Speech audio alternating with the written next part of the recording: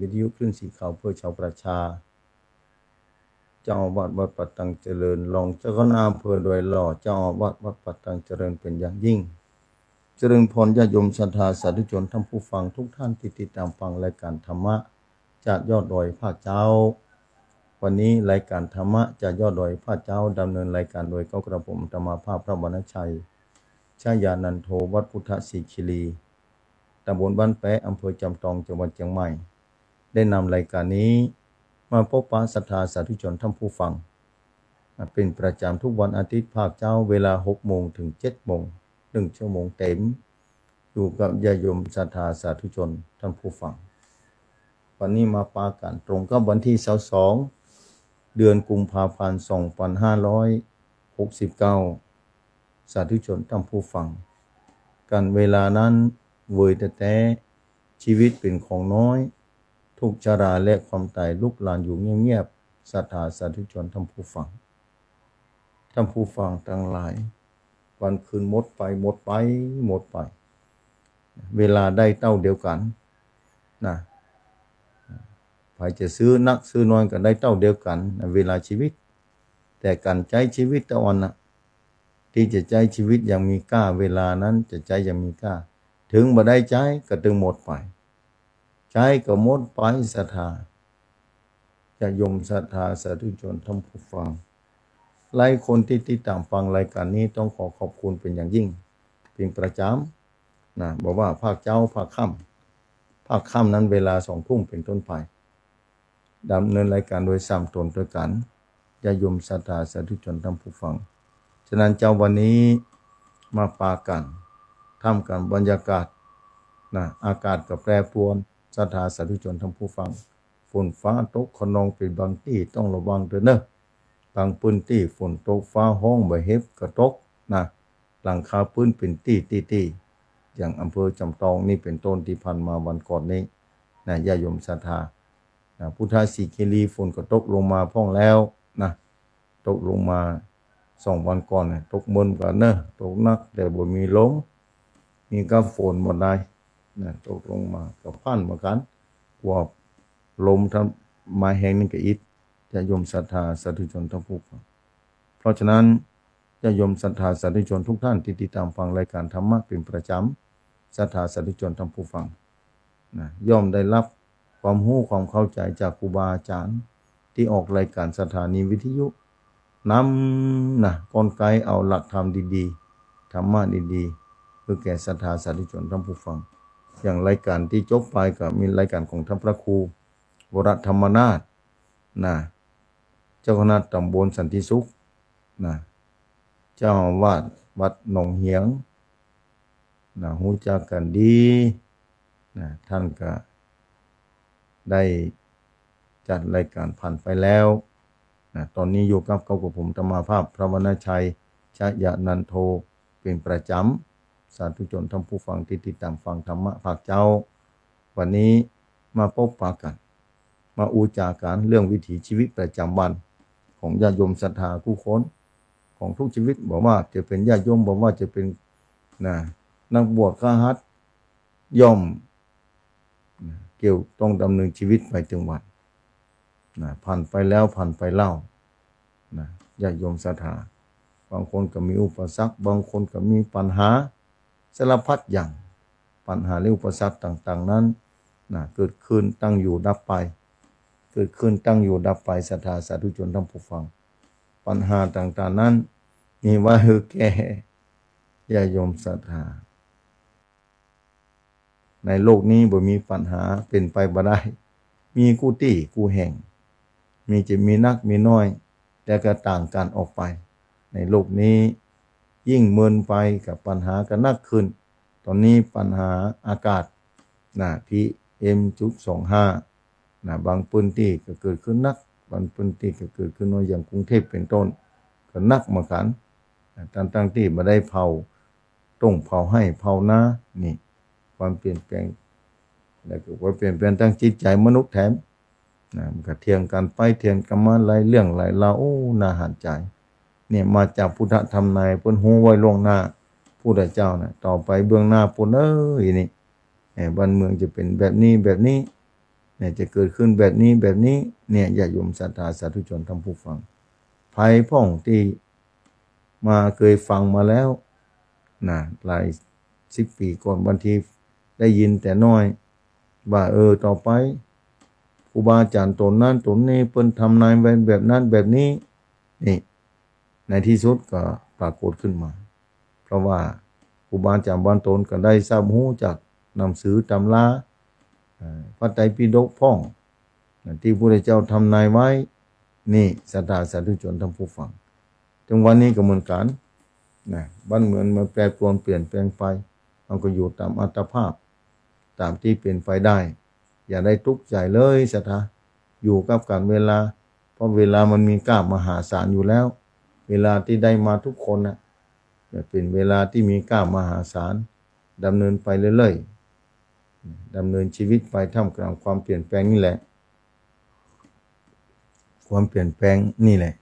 ถ้าเราได้เข้าใจภายเข้าใจความเปลี่ยนแปลงเนี่ยคนนั้นจะอยู่อย่างมีความสุข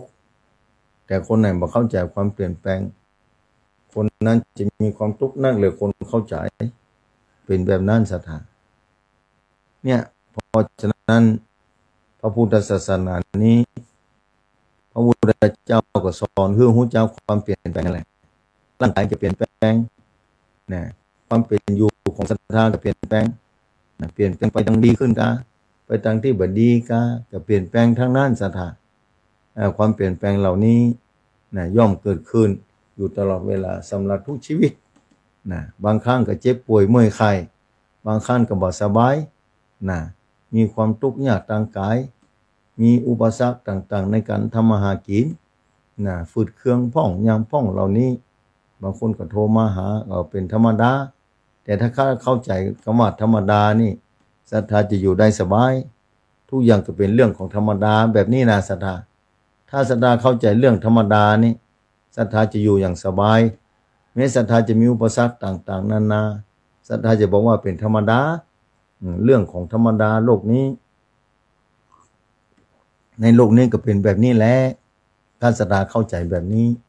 ศรัทธาจะอยู่แบบสบายแม้จะมีความทุกข์อย่างที่เคยอู้ทางสถานีนี่แหละแม้ศรัทธาจะมีความทุกข์ศรัทธาก็อยู่แบบสบาย ขออภัยอยู่แบบสบายใจแม้กายอาจจะทุกข์นี่อยู่แบบสบายใจนี่มีความจำเป็นที่จะต้อง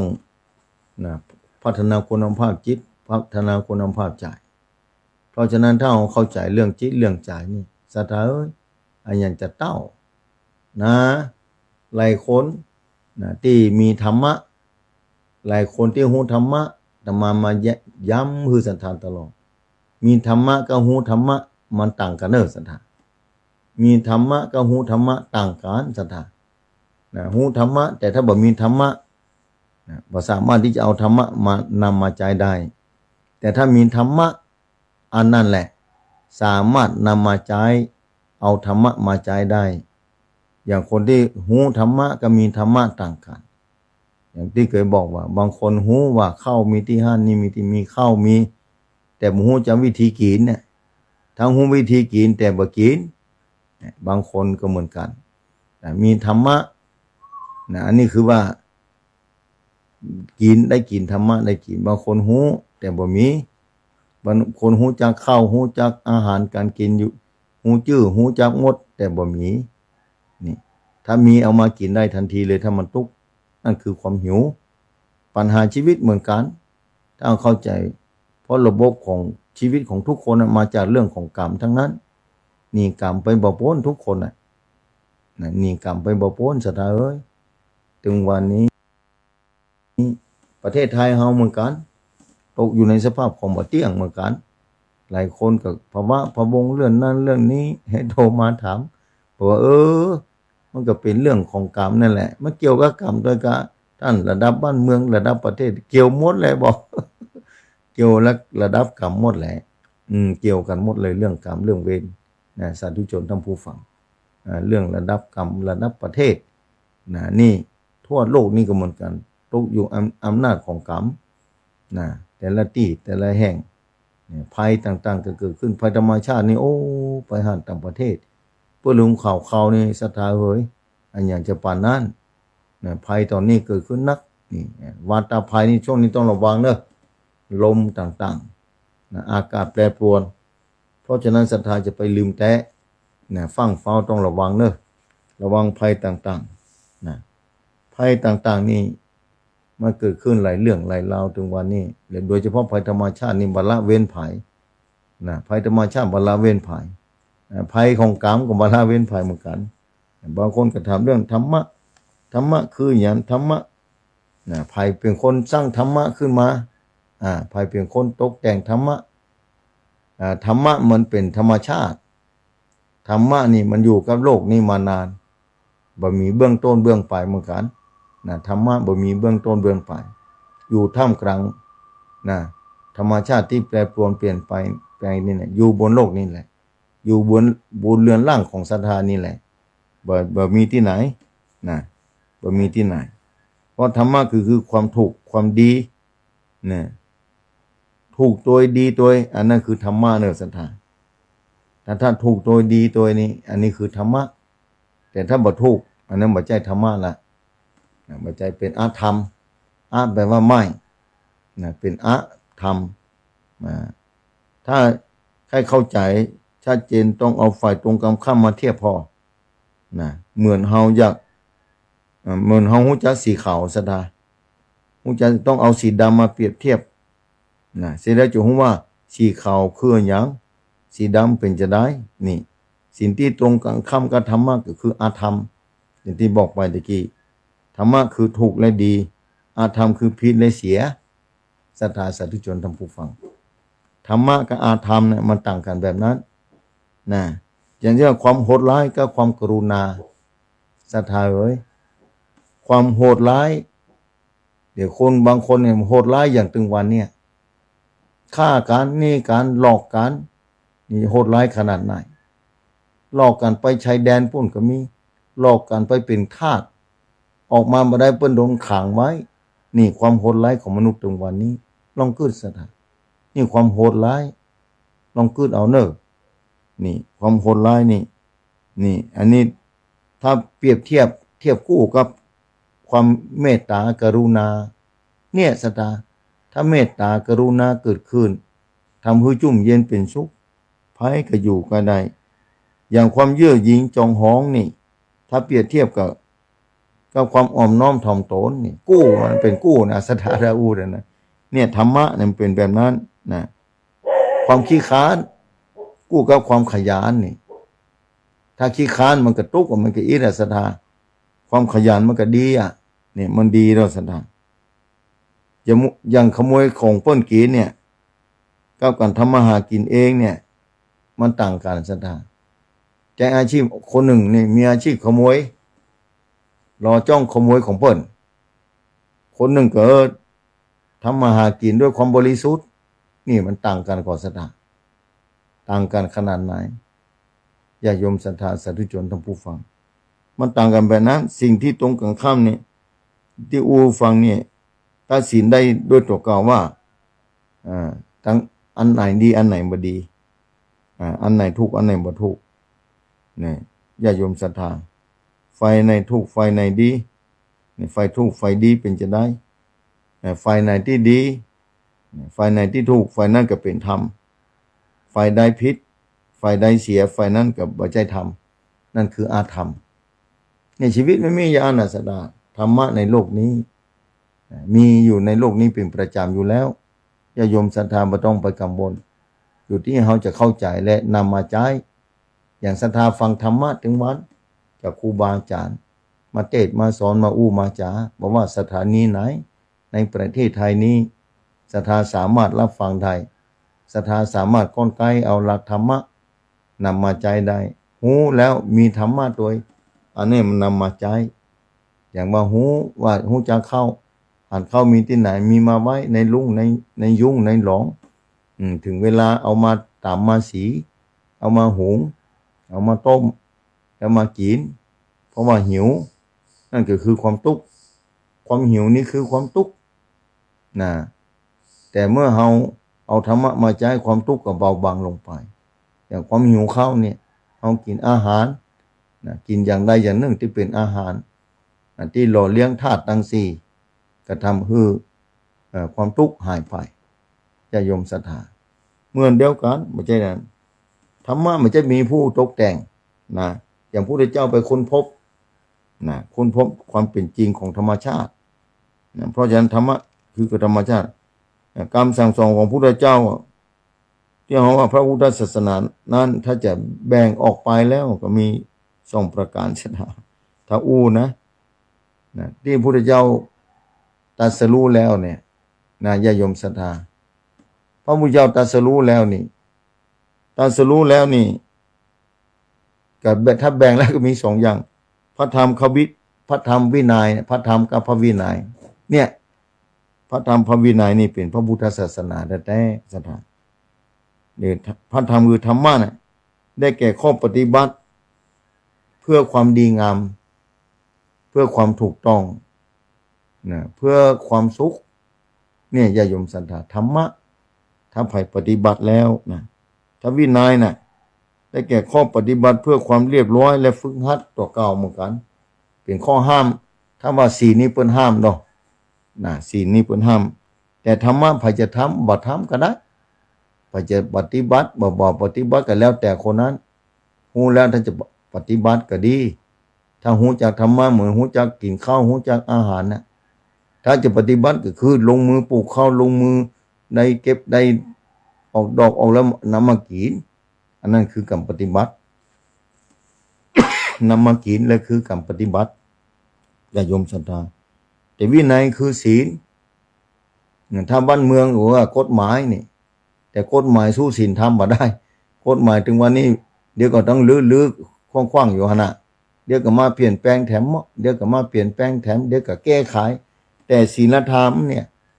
มันมีมาแต่ไหนแต่ไรมาแล้วบ่ต้องมาแก้บ่ต้องมาไขเป็นมาตรฐานของเปิ้น10,000 ปีแสนปีก็เป็นอยู่แบบนี้อย่างศีล5เป็นต้นใครจะมาแก้ไขศีล5นะมันเป็นธรรมชาตินะเป็นแต่ไหนแต่ไรแบบนี้ศีล5ข้อแต่มาได้ฟังนิทานแต่เก่าก่อนกับศีล5นี่แหละนิทานเปิ้นลุกที่ไหนมาบ่ธรรมจักรพระไตรปิฎกครูบาอาจารย์เปิ้นเกิดเตเปิ้นสอนหลายรุ่นมาแล้วกะนี่เรื่องศีล5นะศีลนี่คือความปกติไงศีลคือความปกติของกายวาจาใจนะศีลนี่ถ้าศีล5คือความปกติของกายและวาจาญาติโยมศรัทธาข้อที่1ก็เนื่องโดยกายข้อที่2ก็เนื่องโดยกายข้อที่3เนื่องโดยกายศรัทธานี่ข้อที่4เนื่องโดยวาจาข้อที่5เนื่องโดยกายนะญาติโยมศรัทธาเพราะมันทุกกายแล้วมันอิดข้อที่5สิ่งเสพติดทั้งหลายเนี่ยศรัทธาสาธุชนท่านผู้ฟังเพราะฉะนั้นเรื่องศีลเนี่ยเป็นปกติความเป็นปกติของมนุษย์ขึ้นชื่อว่าคนมนุษย์เนี่ยในโลกเนี่ยถ้าปกติคนนั้นชื่อว่าคนที่มีศีลนะคนมีศีลแล้วย่อมปฏิบัติที่ถูกต้องทำเพื่อมีธรรมะเกิดขึ้นทำเพื่อมีธรรมะพอเข้าใจเนี่ยศรัทธาส่องอย่างนี้เนี่ยญาติโยมศรัทธาน่าจะเข้าใจเป็นอย่างดีถ้าสำหรับวินัยของพระสงฆ์องค์ข้าเจ้านะพระพุทธเจ้าบัญญัติไว้นะบัญญัติไว้ว่านี่ทำบ่ได้เนอะเนี่ยบ่ได้ถ้าทำไปแล้วมันจะผิดนี่ถ้าธรรมะนี่พระพุทธเจ้าสอนนะคำสั่งกับคำสอนนี่มันต่างกันเนอะศรัทธาคำสั่งนี่อย่างคำสั่งของกฎหมายนี่ห้ามเจ้าบ้านเผาเด้อเนี่ยเผาจะผิดกฎหมายเนี่ยลองคิดพอแล้วอันนี้เป็นคำสั่งเป็นกฎหมายนี่ญาติโยมศรัทธาคำสั่งเป็นกฎหมายเผาบ่ได้นี่อันนี้ไผสร้างขึ้นกฎหมายนี่มนุษย์นี่แหละคนเฮานี่แหละแปลงขึ้นมานะแต่ศีลธรรมศีลธรรมนี่บ่มีไผแปลงเป็นธรรมชาติอย่างที่พุทธเจ้าตรัสรู้พุทธเจ้าก็ไปตรัสรู้มาได้ก็ตรัสรู้เองโดยชอบที่จริงธรรมะเหล่านี้มีอยู่แล้วไผบ่ปลายปะกำเตื้ออย่างธรรมะที่พุทธเจ้าค้นพบคือมันพ้นทุกข์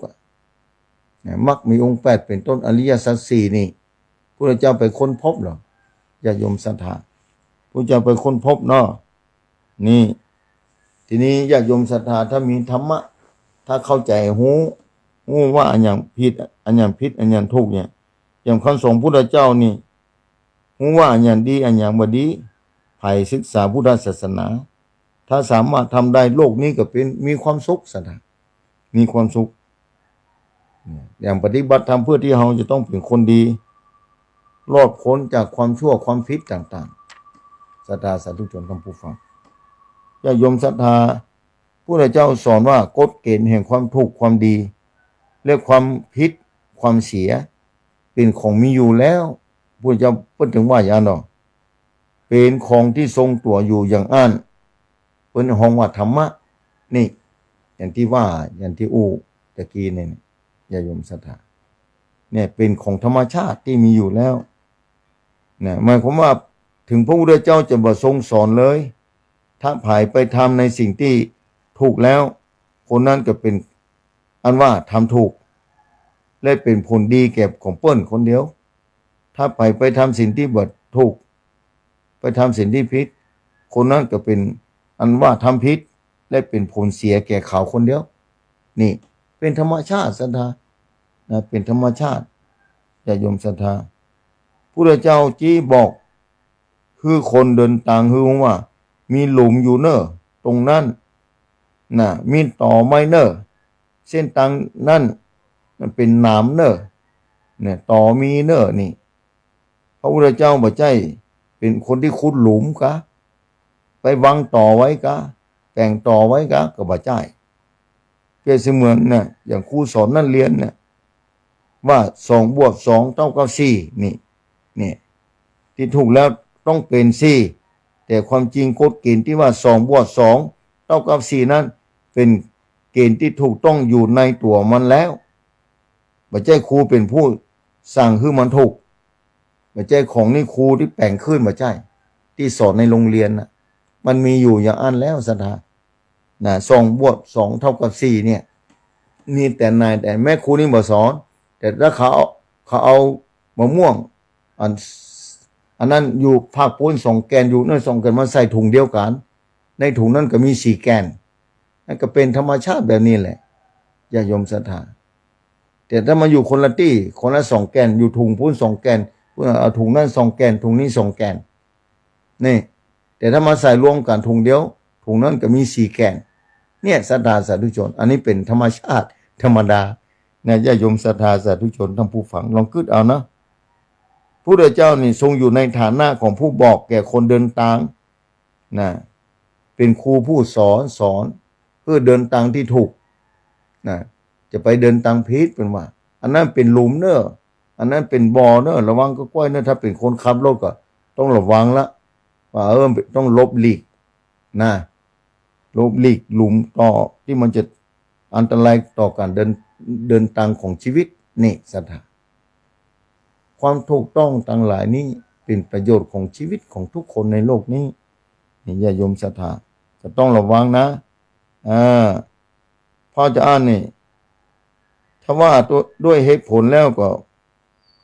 เขาก็บอกว่าคุณธรรมต่างๆจะมีผู้มาแต่งไว้จะต้องมีผู้สั่งว่าสิ่งนี้ดีสิ่งนั้นถึงจะดีเนอะนี่จะต้องคือมีผู้มาบัญญัติว่าสิ่งนั้นบ่ดีสิ่งนั้นจะบ่ดีเนอะนี่ถ้ามีผู้ใดผู้หนึ่งมาตั้งความดีความชั่วไว้การกระทำแบบนั้นก็คงจะเป็นความดีความชั่วเฉพาะวงการหรือว่ากลุ่มคนหรือผู้แต่งเท่าอันนะญาติโยมศรัทธาอย่างคนนั่นแต่งขึ้นมาเนี่ยอันนั้นดีอันนั้นบ่ดีเนอะนี่จะเป็นของกลุ่มใดกลุ่มหนึ่งชาติใดชาติหนึ่งแต่นี่เป็นธรรมชาติของธรรมะทั่วโลกเป็นแบบนี้นะทุกชีวิตในโลกนี้ก็เป็นแบบนี้ศรัทธานะต่างประเทศก็เป็นแบบนี้เหมือนกันนะความผิดความถูกมีทุกประเทศไม่ใช่มีเฉพาะประเทศไทยนะความดีความถูกมีทุกประเทศความชั่วมีทุกประเทศนะความหลงก็มีทุกประเทศจะอยู่ที่ใดก็ตามอย่าโยมศรัทธานี่ศรัทธาสาธุชนท่านผู้ฟังเพราะฉะนั้นอย่าโยมศรัทธานะอย่างเช่นว่าพุทธเจ้าเพิ่นบอกอย่างพุทธเจ้าว่าความกตัญญูเนี่ยเป็นความดีค ายจะถือศาสนาอันยังก็ตามหากว่ากตัญญูก็ดีกับผู้คนกตัญญูเนี่ยหูบุญคุณของคนน่ะดีกับผู้คนในชาติไหนก็ตามภาษาไหนก็ได้คนที่บ่เฮียนธรรมะเลยบ่ฮู้ว่าบ่ฮู้ว่าพระพุทธเจ้าสอนแบบนี้แต่เขามีความกตัญญูขึ้นคนเดียวเขาก็เป็นคนดีเขาก็ทำความดีเขาก็เป็นคนทำความดีได้แต่ความดีก็ส่งผลให้มีความสุขนี่ศรัทธาสาธุชนทั้งผู้ฟังเพราะอย่างกตัญญูเนี่ยลูกฮู้จักคุณพ่อแม่ต่างประเทศเพิ่นก็มีพ่อมีแม่เหมือนกันอาจจะบ่ฮู้จักพระพุทธเจ้าเพิ่นก็มีธรรมะได้เหมือนกันแต่บ่ใจบ่ฮู้จักพระพุทธเจ้าเพราะฉะนั้นธรรมะเป็นของสากลนะธรรมะไม่ได้เจาะจงเฉพาะพุทธศาสนาแต่พุทธเจ้าค้นพบหลักธรรมะเหล่านี้มาชี้แจงแถลงขายให้คนมนุษย์ในโลกนี้คือเดินทางถูกต้องและคือเดินทางออกจากความทุกข์ในวัฏสงสารนี้อันนี้มีเฉพาะพระพุทธศาสนาเท่านั้นศาสนาอื่นบ่มีคือทำความดีนี่มีแนะนำคือทำความดีนี่มีทุกศาสนาจะสอนอยู่แต่จะสอนคือพ้นทุกข์สอนคือพ้นจากการเวียนว่ายตายเกิดมีเฉพาะพระพุทธศาสนาเท่านั้นบ่มีในศาสนาอื่นเพราะว่าพระเจ้าสั่งสมอบรมบารมีมายาวนานเพื่อจะคือคนพบเส้นทางนี้โดยตรงเมื่อคนพบแล้วต้องการต้องการโขนมนุษย์สิ่งมีชีวิตเนี่ยคือได้หูได้หานตัวและจะได้ข้ามวัฏสงสารข้ามความพ้นทุกข์เหล่านี้ญาติโยมศรัทธานี่แหละความพิเศษในพระพุทธศาสนา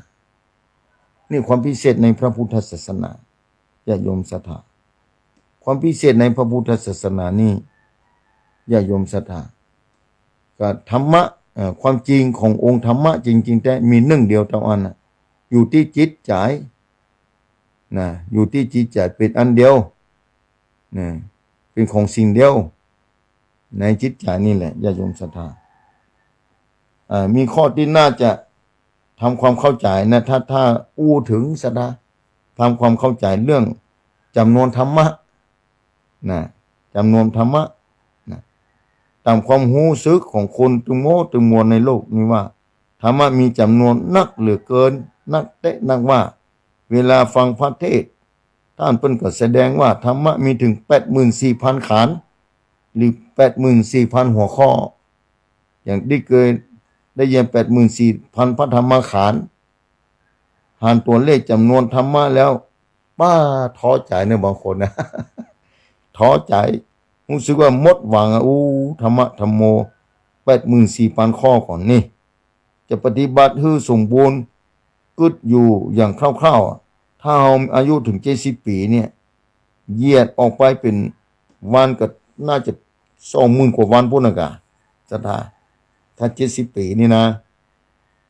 เต้าอี้ยังบ่พอเด้อถ้าจะปฏิบัติธรรมวันละข้อธัมโมสังโฆความจริงองค์ธรรมะแต่อย่างที่บอกตะกี้มีหนึ่งเดียวเท่านั้นอยู่ที่จิตอยู่ที่จิตเป็นเอกกิภาพอยู่ที่จิตเป็นอันเดียวเป็นสิ่งเดียวหมายถึงอาการที่จิตรับรู้จิตฮักความดีฮักความถูกฮักความดีหรือว่าจิตชอบความถูกความดีเท่านั้นส่วนที่เราฮ้องกันนั้นเราฮ้องว่าอาการของธรรมะญาติโยมศรัทธาอาการของธรรมะญาติโยมศรัทธาถ้าพออาการที่แสดงออกก็มีเปละศรัทธาคนนึกพออย่างถ้าอู้ถึงนะนึกพออย่างพลังงานไฟฟ้าเนี่ยถ้าอยู่ตรงที่เฮาอยู่ที่ตรงเฮาใจเนี่ยจะใจนักจะน้อยหันว่าไฟฟ้ามีนักนี่ตู้เย็นก็มีนี่อย่าเตารีดพ่องยังพ่องเครื่องทำน้ำอุ่นพ่องกระติกน้ำร้อนพ่องนี่พัดลมนี่หมุนติ้วน่ะไฟฟ้าแสงไฟฟ้าพ่องนี่แยกออกไปแห่งเปละ ไฟเขียวไฟแดงไฟเหลืองเนี่ยไฟฟ้าทั้งนั้นเนี่ยอันนี้ก็คือไฟฟ้าธรรมะเหมือนกันก็มีหลายธรรมะเนี่ยอย่างถ้าเป็นนักเรียนนักธรรมะที่ไปเรียนหนังสืออะหมวดสองมีเท่าใดหมวดสามมีเท่าใดธรรมิวกรรมะคืออย่างอย่าทุกกะคือหมวดสองนี่ญาโยมศรัทธามีเปละแต่ว่าเขาจะเอาอันอย่างมาใช้ในลักษณะอย่างใดจะนำมาใช้ในลักษณะแบบใดอย่างใดญาโยมศรัทธาเนี่ยธรรมะในพระพุทธศาสนานี้ญาโยมศรัทธานะธรรมะก็เหมือนกันนั่นแหละอย่างที่ว่านี่เหมือนกับไฟฟ้าเนี่ยธรรมะมีหนึ่งเดียวเท่านั้นนะธรรมะมีหนึ่งเดียวเท่านั้นนะอยู่ที่จิตใจเป็นคุณชาติที่ฮักถูกฮักดีเป็นธรรมชาติของจิตใจนะคุณชาติหรือธรรมชาติอันนี้มีอยู่ในจิตใจของเราแล้วก็เหมือนที่มีโรงงานไฟฟ้าใช้ได้หลายอย่างนะใช้ได้หลายอย่างมีโรงงานไฟฟ้าเพิ่นผลิตแต่ใช้ได้หลายอย่างใช้จะไปหุงข้าวกะใช้ไปต้มน้ำกะนี่ศรัทธาใช้ไปต้มน้ำกะใช้ทำเครื่องน้ำอุ่นกะหน้าหนาวนี่ใช้ไปเป็นหลอดไฟฟ้ามันสมัยเมื่อคืนมันพออาหารนี่ใช้ไปแบบนี้ญาโยมศรัทธาใช้ไปได้หลายอย่างนี่เหมือนกันญาโยมศรัทธาฟังแบบนี้เวลาก็ไล่มาติ๊กๆญาโยมศรัทธาเวลาไล่มาติ๊กๆนะวันนี้นี่เดี๋ยวจะประกาศข่าวสารงานบุญซะหน่อยเนี่ยศรัทธาฟังหลายที่หลายตั้งก่อนอื่นก็จะขอบคุณเจ้าของสถานีตัวเนอนี่สถานีได้บุญนักศรัทธาเจ้าของสถานีต่างๆนี้ได้บุญนักเพราะว่าคนยิ่งฟังธรรมะนักเท่าไหร่นะสะพานบุญเนี่ยเป็นว่าสะพานบุญเนี่ยสถานีเปรียบเสมือนสะพานบุญนะเปิดโอกาสให้คนที่บ่มีโอกาสได้ฟังธรรมะได้ฟังธรรมะนี่อย่างเปิดก็เหมือนว่าสายไฟฟ้านี่สายไฟฟ้าไปเรื่อยนี่สถานีเนี่ยปล่อยออกไปแล้วใครจะฟังบ่ฟังโมโหละอย่างสถานีลงไฟฟ้าเพิ่นปล่อยไปตามเส้นต่างๆไผข้าได้ก็ไปต่อเอาใส่เมนเพิ่นทำแล้วเจ้าหน้าที่รัฐเจ้าหน้าที่ไฟฟ้าเพิ่นแปลงไว้เรียบร้อยแล้วไผข้าได้ไฟฟ้าก็ไปต่อเอาต่อเอานี่สถานีวิทยุเหมือนกันไผข้าได้ธรรมะก็ฟังเอาเปิดวิทยุเอาฟังธรรมะพอที่ YouTube พอที่ Facebook ฟังเอานี่ญาโยมศรัทธาเหมือนเดียวกันนะเห็นธรรมะญาโยมศรัทธาเพราะฉะนั้นก็ขอญาโยมศรัทธาสาธุชนท่านผู้ฟังนำธรรมะมาใช้ในชีวิตประจำวันถ้าหูแล้วนำมาใช้ถ้าหูแล้วนำมาใช้ในชีวิตประจำวันเนื้อศรัทธาเนื้อนำมาใช้ในชีวิตประจำวันย่อมดีเป็นแน่แท้ความถ้าว่าคือว่าง่ายคนมีธรรมะดีต่อคนกู้คนศรัทธาดีที่ปรากฏออกมานั้นคือรัศมีของธรรมะถ้าแล้วนะศรัทธาอย่างคนกตัญญูกตัญเวทีต่อพ่อแม่เป็นต้นนี่อยากโยมศรัทธาถ้าเอาเป็นพ่อแม่เอาต้องการก่อนว่าต้องการลูกเป็นคนที่เป็นกตัญญูก่อนศรัทธานี่ถ้าเราต้องการลูกที่เป็นกตัญญูลูกคนนั้นจะต้องมีธรรมะลูกคนไหนมีธรรมะลูกคนนั้นจะกตัญญูต่อพ่อแม่จะฮักพ่อแม่จะช่วยเหลือพ่อแม่จะบ่ฮือพ่อแม่ทุกข์ใจนี่ศรัทธาสาธุชนท่านผู้ฟังจะพยายามรักษาน้ำจิตน้ำใจพ่อแม่นี่แสดงว่าลูกนั้นมีธรรมะบางครั้งอาจจะบ่ฮู้ว่าตัวเก่ามีธรรมะเพราะธรรมะเป็นธรรมชาติจะโยมศรัทธาธรรมะเป็นธรรมชาติอย่างลูกบางคนพ่อเฮ้ยแม่บ่ต้องแย่แล้วเนอะเดี๋ยวลูกจะแย่แตนเนอะนี่ศรัทธาแล้วพ่อแม่จะมีความทุกข์ใจกะหรือว่าจะดีใจถ้าตมาทำแบบนี้แม่บ่ต้องไปทำเนอะแม่อิดมาเหมือนละตอนนี้แม่60 ไป70แล้วเดี๋ยวลูกจะแย่คนเดียวแม่พักผ่อนเถอะ กรรมนี้ถ้าขึ้นจากกรรมอูของลูกพ่อแม่นี่จะซึ้งใจดีใจหรือว่าจะน้อยอกหม่องใจจะตุกใจมันจะต่างกันแบบนี้ธรรมะถ้าออกมาเนี่ยทำให้คนที่อยู่รอบข้างทำให้คนอยู่ใกล้คนที่มีธรรมะก็มีความสุขไปในตัวมีความสุขเกิดขึ้นมีความสว่างเกิดขึ้นญาติโยมศรัทธาสาธุชนทั้งผู้ฟังเนี่ยธรรมะนี่มีแบบนั้นญาติโยมศรัทธาพูดแล้วบ่จบแหละธรรมะธรรมโมมีในตัวศรัทธานั่นแหละมีในชีวิตศรัทธานั่นแหละญาติโยมศรัทธาเพราะฉะนั้นญาติโยมศรัทธาสาธุชนทั้งผู้ฟังที่ติดตามฟังธรรมะโดยแล้วก็มาฟังกันแอมว่าข้ามถ้ามีโอกาสผ่อนกรรมหนึ่งนะญาติโยมศรัทธาจะประกาศข่าวสารงานบุญก่อนเนอะศรัทธาเนอะขอโอกาสเหลือเวลานี่ธรรมะมา30 กว่านาทีจะ40ละแล้วเปิดสายบางคนก็ว่าต้องเปิดสายนักท่านอาจารย์พูดธรรมะไปเรื่อยๆอีกก็มีบางคนก็ใครโทรใครมาบอกว่าที่ฮั่นฟังอยู่เนอะที่นี่ฟังอยู่เนอะแจ้งผลการรับฟังว่าสถานีไหนเปิดฮื้อฟังอยู่ตรงไหนจังหวัดใดอำเภอใดอย่างภาคเจ้าเมื่อเดือนพดเพียจังหวัดน่านปุ่นแต่ภาคค่ำอย่าไปกว้างไปไกลไหลพื้นที่นะ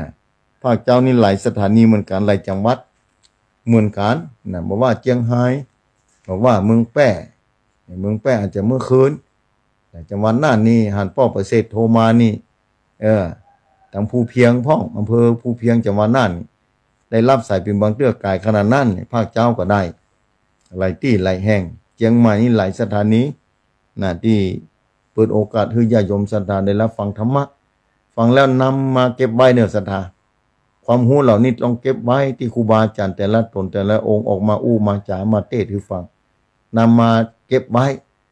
แต่เมื่อใดมีความทุกข์ขึ้นมาเอาธรรมะเหล่านั้นมาใจทันทีเลย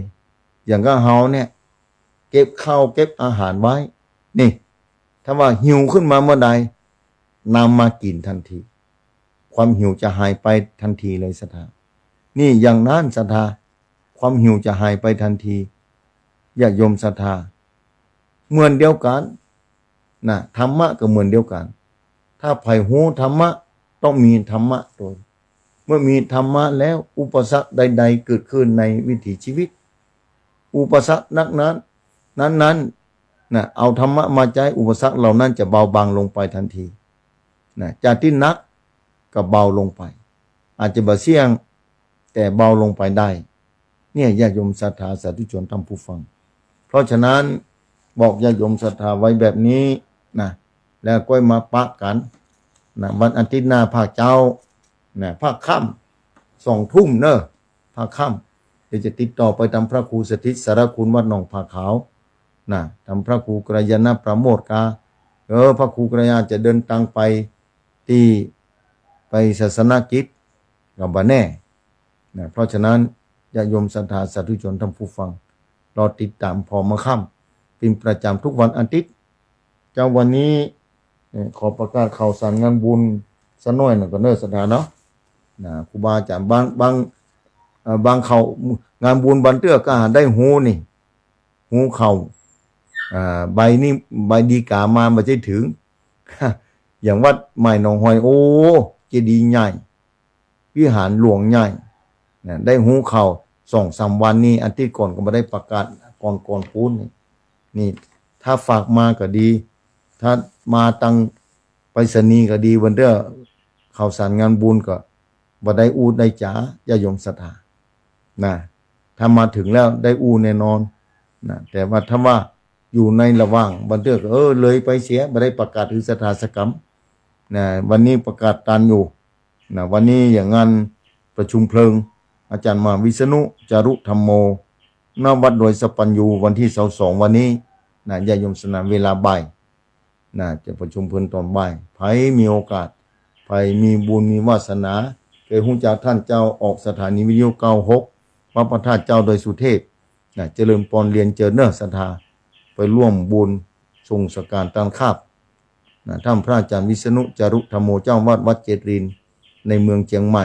แต่เปิ้นเครื่องสรีระร่างวันที่19แล้วก็ถ้าจำบ่ผิดนะ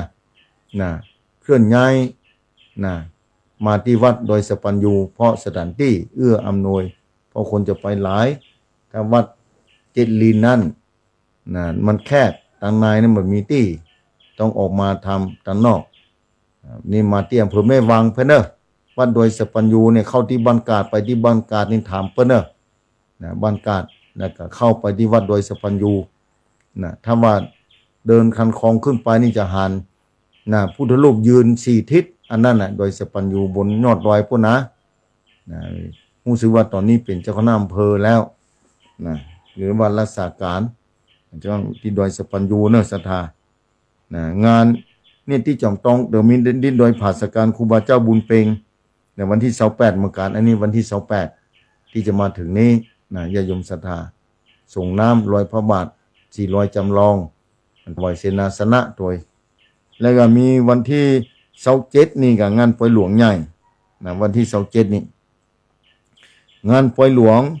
นะพระธาตุเจดีย์และวิหารหลวงวัดใหม่หนองหอยของท่านพระครูสังวรยติกิจนะถ้าจำบ่ผิดนะตำแหน่งท่านพระครูท่านเจ้าเพิ่นโอ้เป็นลูกศิษย์เอกของครูบาเจ้าอินโทวัดฝาลังนะเพิ่นทำบุญนะวันกตัญญูกู้ปีนะญาติโยมศรัทธาวันที่12เมษายนกู้ปีนะญาติโยมศรัทธาสาธุชนท่านผู้ฟังอันนี้ก้าวหู2-3วันก่อนนี้มาได้เนี่ยดีกามาโตค้างดีกาโตค้างแล้วก็นะผู้ประสานงานไปรษณีย์ระหว่างต่างเพิ่นแจ้งมาบ่ถูกมันก็นึกว่าปุ๊บเดือนพฤษภาพุ่นถ้าพฤษภานี่ก็จะก้อยประกาศไปรอให้ถึงก่อนพอดีกามาบ่ถึงเตื้อใบดีกาเป็นแบบนั้นแล้วก็ฮู้กับเห็นตัวนึงบอกว่าบ่ใจนะถ้านานจะอ่านวันที่26 27นะอย่าอ่านให้โทรเช็คไปแถมว่าเดือนไหนแต่วันที่เท่าใดแต่เป็นว่าวันที่26 27ที่จะถึงนี้เนอะศรัทธานะมีการต้องมีการแน่ต้องมันรายละเอียดบ่มีในมือเนาะคิดว่าต้องมีการอบรมสมโพธิมีการเทศธรรมนะถ้าว่าปล่อยหลวงวันที่27เนี่ยหัววัดต่างๆนิมนต์พระสงฆ์สืบจัตตาหลวงเทศนาวันที่26นี่จะต้องมีการอบรมสมโพธิพระธาตุเจดีย์ใหญ่ขนาดเนอะศรัทธาไผใครไปพอไปฮู้ไปหาน เขตอำเภอดอยลอที่วัดใหม่หนองหอยนะท่านเจ้าเปิ้นกึดเปิ้นสร้างนะยกยอดชับเป็นที่เรียบร้อยวันนั้นหันรูปอยู่นะตอนที่สร้างนี่ไปหานไปพอโอ้เรียบร้อยแล้วถึงวิหารหลวงใหญ่โอ้หามาได้เรื่องวิหารหลวงใหญ่ต้องขึ้นลิฟต์ก็ได้เนอะคนเท่านะมีลิฟต์ขึ้นวิหารนี่ป้าเหมือนมีที่ไหนสถานลองไปพอเอาคนเด้อที่วัดใหม่หนองหอยนะไปปากันวันที่27นะก็ยงศรัทธาที่ทำพระครูสังวรยติกิจนะที่วัดใหม่หนองหอยเข้าไปทางไหนพุ่นเนี่ยศรัทธาไปเพิ่นตรงเพิ่นถึงปางไว้นะโทษปล่อยหลวงใหญ่นะวัดใหม่หนองหอยตรงกับวันที่26 27ที่จะถึงเมื่อกี้วันนี้เนอะศรัทธาเนอะนะไปร่วมบุญกุศลด้วยกันได้แล้ววันที่1วันที่2 3นี่เป็นประเพณีประจำปีเลยที่พระพุทธบาทผ่านน้ำเนี่ยญาติโยมศรัทธาพระพุทธบาทผ่านน้ำนี่เป็นวัดเก่าแก่เมื่อนานของครูบาเจ้าพิจัยเขาปีนะครูบาเจ้าพิจัยเขาปีนี่ไปมรณภาพที่อำเภอทุ่งเสลี่ยมนะอำเภอทุ่งเสลี่ยมบนตำบลชัยชนะศึกนะพระโทษลูกกันเนอะศรัทธาลูกครูบากันนะตอนนั้นอาตมาน้อยอยู่ปุ้ยถึงมือไปติกะว่าจะลูกชกครูบานะจะไปแต่นี่จะไปเป็นละอ่อนอยู่นี่เพิ่นว่าบ่ได้ไปกับเพิ่นสักคำเพิ่นเมารถกันไปเด้อไปที่อำเภอทุ่งเสลี่ยมจังหวัดสุโขทัยพุ่นครูบาบ่ได้เว้นบ่ได้ว่างครูบาเจ้าพิจัยเขาปีนี่อย่างพระอาจารย์หลวงเพิ่นนั่นคือครูบาเจ้าหลวงศรีวิจัยครูบาเจ้าศีลธรรมนะเป็นอาจารย์นี่ก็เป็นศิษย์เอกของครูบาศรีวิจัยศรัทธาสาธุชนท่านผู้ฟังเป็นศิษย์เอกของครูบาศรีวิจัยสร้างไปกุฏิบอกว่าลำปางที่ไหนไปไหลที่ไหลแห้งแต่มาก็ไปเป็นละอ่อนไปตามแถวพุ่นเกาะคาลำปางก็ไปนะครูบาเจ้าไปสร้างที่เกาะคาลำปางนะไปตานก็เปิ้นเป็นละอ่อนไปตัวเปิ้นนะ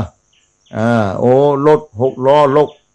นะรถ6 ล้อไม้นะ6 ล้อไม้แต่ก่อนที่บ้านมีการหนึ่ง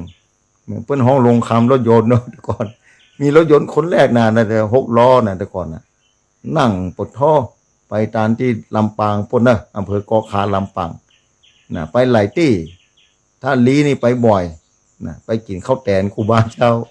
แต่เปิ้นบ่อยมรณภาพปูนสุโขทัยพุ่นน่ะที่ตำบลชัยชนะศึกอำเภอทุ่งเสลี่ยมจังหวัดสุโขทัยพุ่นก็กว่าจะได้สมมาเป็นทุกข์เป็นยากสถานะ2520ก็มรณภาพถ้าจำบ่ผิดนะเอาศพมาเนี่ยที่เอาศพมาถึงเนี่ยตมาก็ไปโอ้ยงไฟตมาได้ไฟมาสีขาวมาอันมันเกิ่งหนึ่งไปเป็นละอ่อนน้อยไปได้กับเพื่อนมานะบอกลุงนะเอามาให้น้อยอีนี่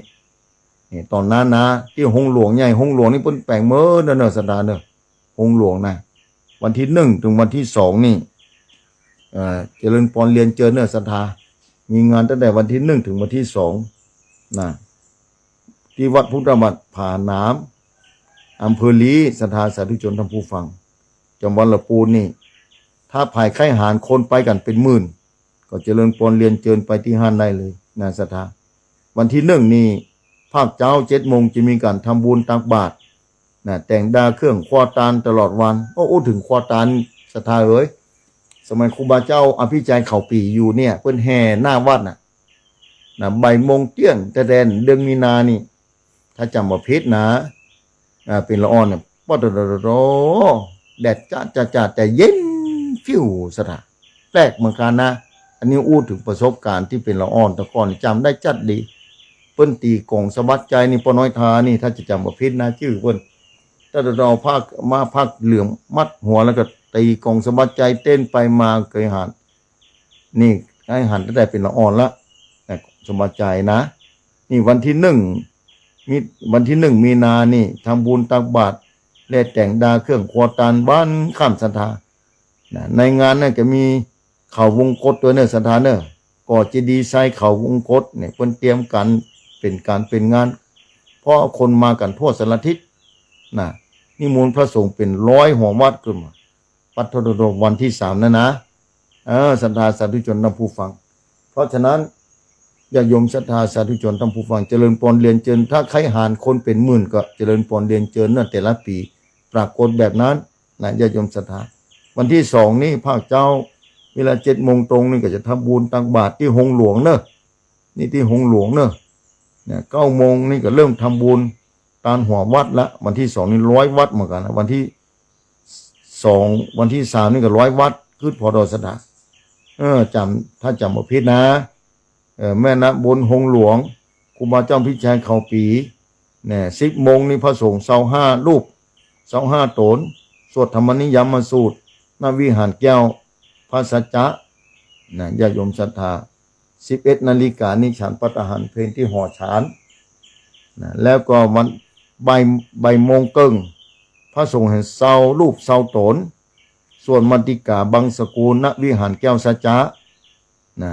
มีการเทศน์ธรรมโดยญาติโยมพระสงฆ์พิธีเซารูปณลานอนุสาวรีย์ครูบาเจ้าศรีวิจัยญาติโยมศรัทธาวันที่3นี่เป็นวันเปลี่ยนผ้าต้องคนนักแต่สนานรถบ่มีที่จอดเลยมันเถอะแต่ก็ด้วยแรงศรัทธา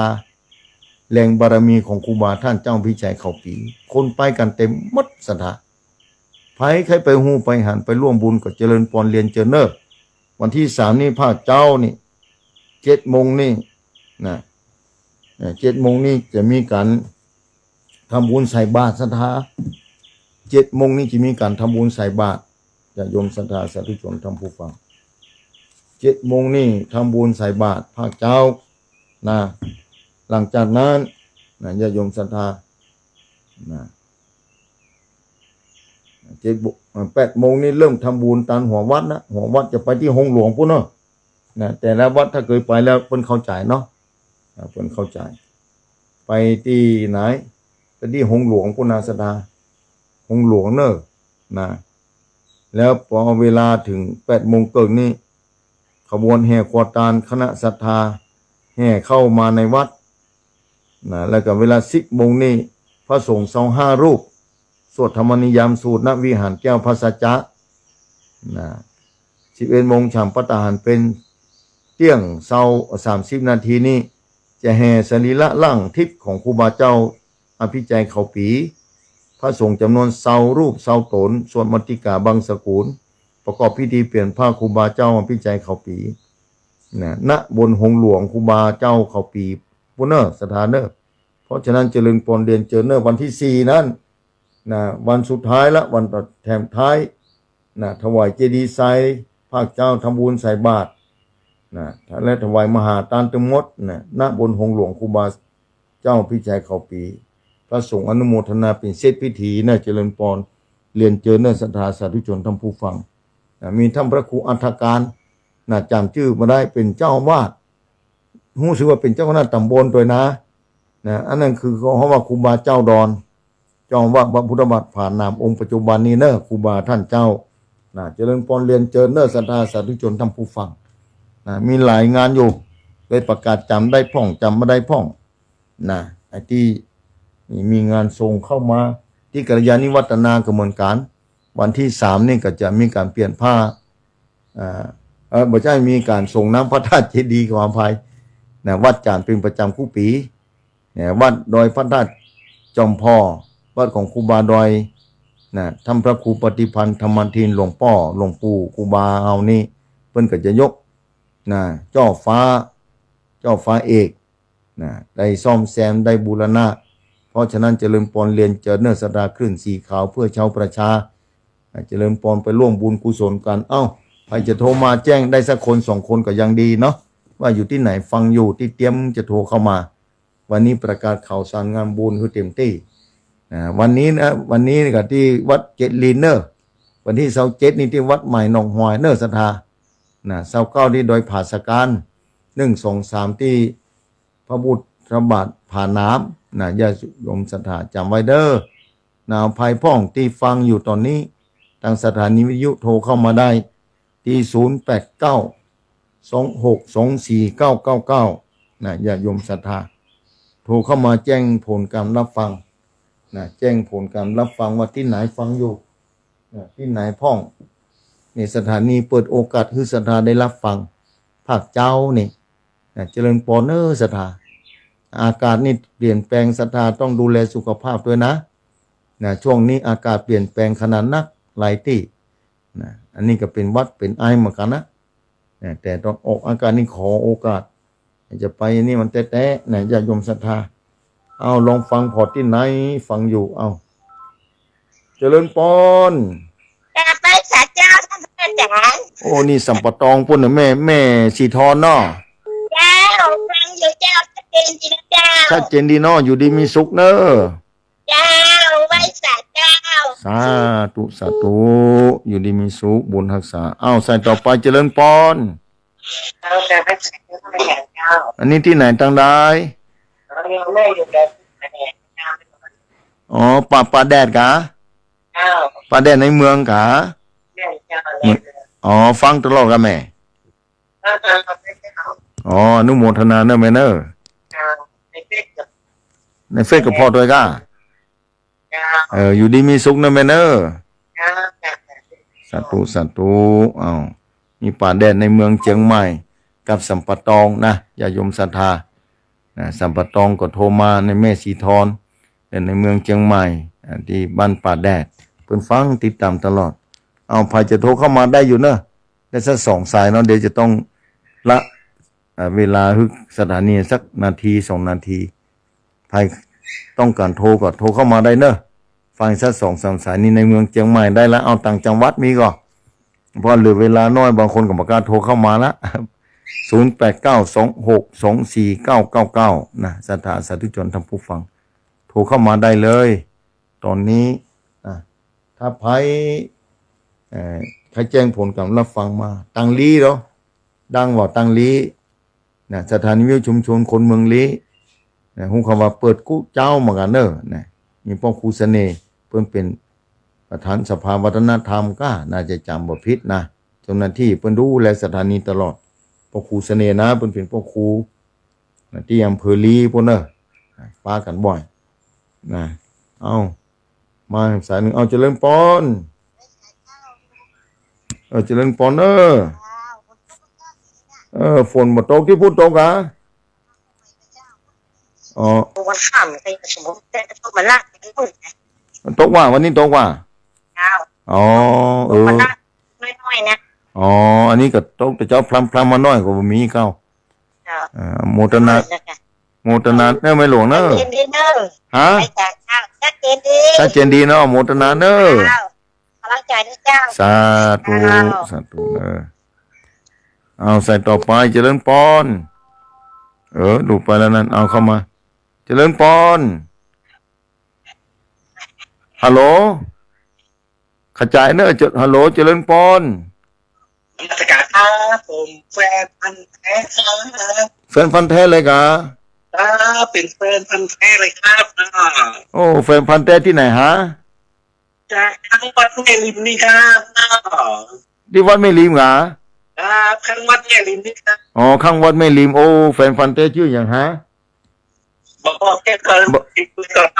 บอกเถอะเนอะโอ้อนุโมทนาเนอะ โอ้ผมมาเกินใจท่านขอบคุณอย่างยิ่งเนอะ ราชการครับ สาธุโอ้นี่ข้างวัดแม่ริมเนอะนี่อนุโมทนาอย่างยิ่ง ในเมืองเชียงใหม่โทรเข้ามาแล้วเอาสายหนึ่งก็ได้เอาสายหนึ่งเจริญปอนว้าว ที่ไหนแม่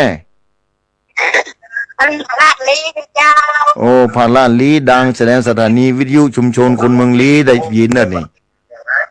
หมด เจ้า หมด ฟังวันทุกวันเนอ ฟังถึงวันเนาะอยู่ดีมีสุขเนอะแม่เนอะ เจ้า วันที่3ปุ่นปาการพานาปุ่นเนอะ เจ้า สาธุอยู่ดีมีสุขบุญรักษา สาธุเลย สาธุเอามาแฮมล่ามสายหนึ่งเจริญปอนที่ไหน หนองห้าเจ้า โอ้มันแม่หนองห้าแม่สุกันทากะแพทย์หนองห้าลีปุ่นเนอะนี่โอ้นี่ฟังอยู่เนอะดังลิ้นเหนียวแน่นเหมือนกันเนอะนี่ฟังตลอดได้อยู่ดีมีสุขเนอะแม่เนอะแพทย์หนองไหนก็3 พี่น้องเนาะแม่เนาะอยู่ดีมีสุขเนอะแม่เนอะบุญรักษาเนอะสาธุโอ้ฟังกันอยู่โน่นี่นี่มาได้ปาเมินละแม่สุกันทาบุญรักษาเนอะแม่เนอะอยู่ดีมีสุขบุญรักษาสาธุโอ้อำเภอลีนี่เหนียวแน่นเหมือนกันเนอะ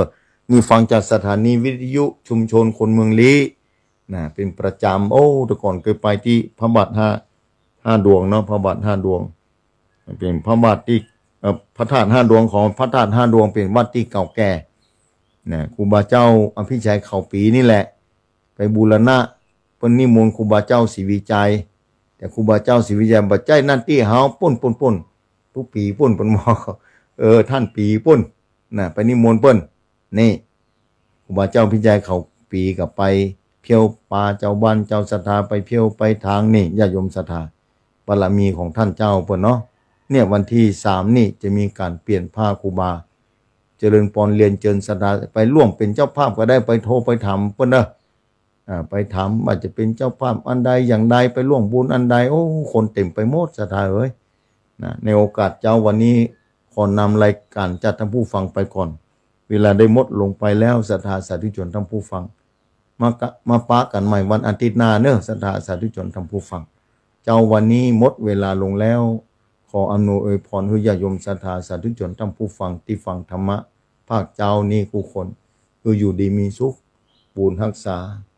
เข้าใจในธรรมรู้ยิ่งในธรรมเจริญในธรรมธรรมที่สุขพ้นทุกข์แก่ญาติโยมศรัทธาจงปรากฏขึ้นมีความสุขกายสุขใจปรารถนาสิ่งใดที่เป็นศีลเป็นธรรมความปรารถนาของสาธุชนท่านผู้ฟังเหล่านั้นจงปรากฏจนสำเร็จอายุวันโนสุขังพระลา